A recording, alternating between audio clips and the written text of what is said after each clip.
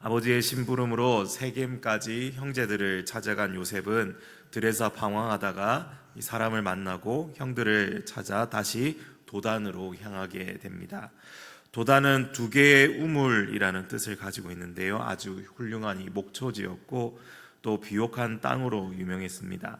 도단까지 자기들을 찾아온 요셉, 이 채색 옷을 입고 있었기 때문에 멀리서도 그게 요셉이란 것을 알았던 형제들이 자기 동생을 죽이려는 악한 계획을 함께 꾸몄습니다. 그들은 꿈꾸는 자를 죽여서 더 이상 그의 허황된 꿈을 발설하지 못하도록 만들려는 것입니다.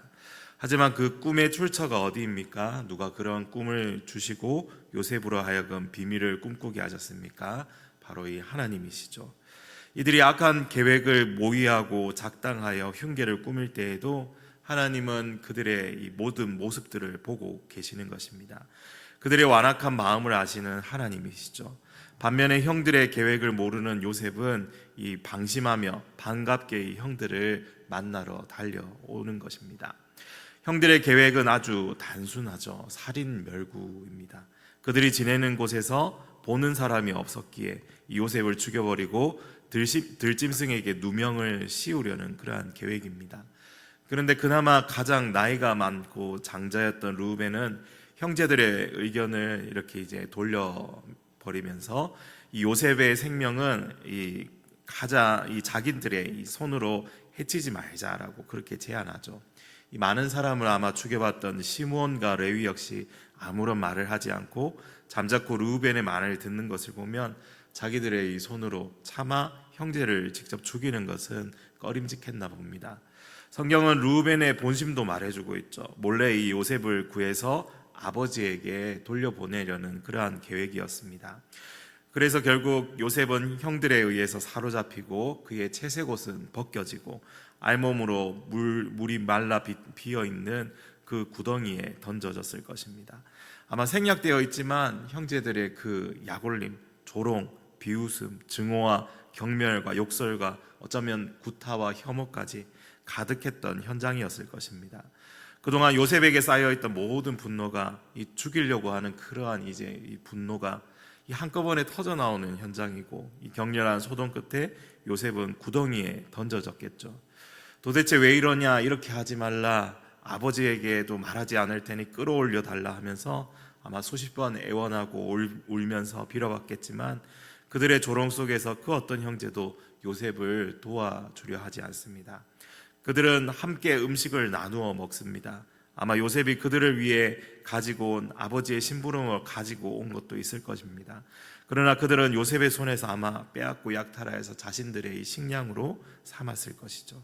요셉은 선을 베풀어 그들에게 왔으나 그들은 악으로 갚는 이 전형적인 이러한 악인들의, 죄인들의 모습을 보여주고 있습니다.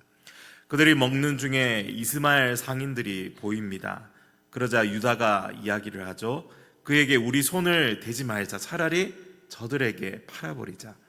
그래도 우리 동생이고 혈육이 아니냐. 그렇게 형제들이 동의하에 결국 요셉은 은 20에 팔렸고 애굽을 향해 끌려갔습니다. 아마 이 울부짖는 요셉을 외면하는 형제들의 모습을 마지막으로 우리가 떠올려 볼 수 있을 것 같습니다. 여러분, 그런데 이 모든 과정을 누가 보고 계시는 것입니까? 다른 사람은 보지 못해도 이 아버지 야곱 역시 볼 수 없었어도 그러나 오직 하나님 한 분은 보고 계시죠. 만약 우리가 이런 피해의 당사자가 된다면 선하신 하나님에 대한 이 요셉이 된다면 그러한 하나님에 대한 의문이 들었을지도 모르겠습니다.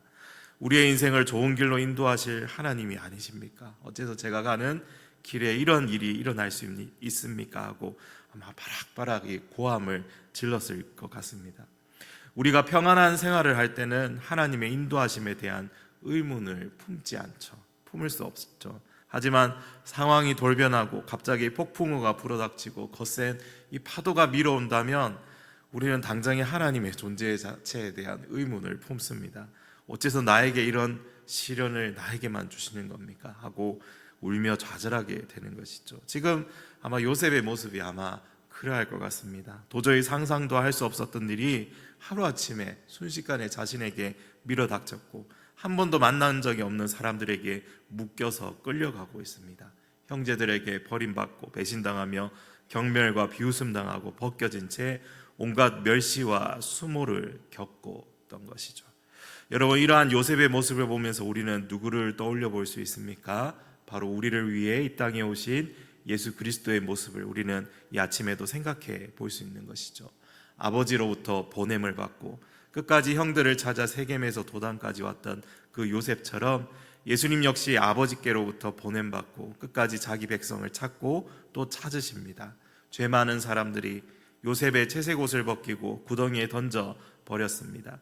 물론 요셉은 죽지 않았지만 자기 백성에게 고난 당하시는 예수님의 모습을 너무도 예리하게 또한 예표하고 있는 것입니다. 요셉을 죽이고자 음모를 꾸미고 은 20에 요셉을 팔아버린 모습 역시 신약에 소개된 예수 그리스도의 모습과 너무도 일치하고 있습니다. 또 여기 보면 우연의 일치인지 모르겠지만 지금 요셉을 팔려고 주도하는 자의 이름이 누구였습니까? 형들 중에 유다였죠. 그리고 예수님을 팔았던 사람의 이름이 무엇입니까? 유다입니다. 우연의 일치치고는 너무 소름 돋는 장면이 아니겠습니까? 여러분, 만약 아버지 야곱이 이러한 장면을 알았다면 얼마나 가슴 아파했겠습니까?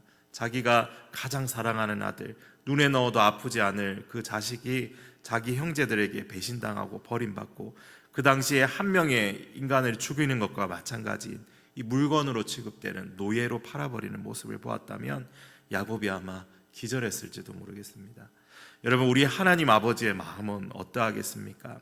요셉을 보면서 또 독생자 아들 예수를 보면서 아버지의 마음이 찢어지지 않겠습니까?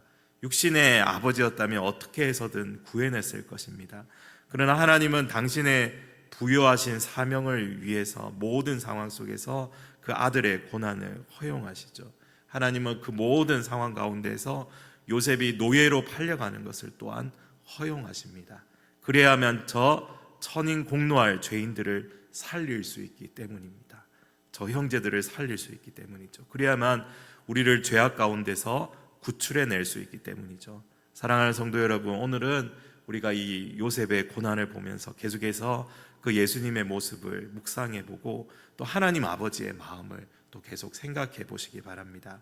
그로 인해 우리에게 주신 이 구원의 선물이 자기 아들의 핏값이며 얼마나 값진 것이고 다 갚을 수 없는 하나님의 은혜인지 다시 한번 기억하며 살아가는 이 하루가 되기를 간절히 소망합니다.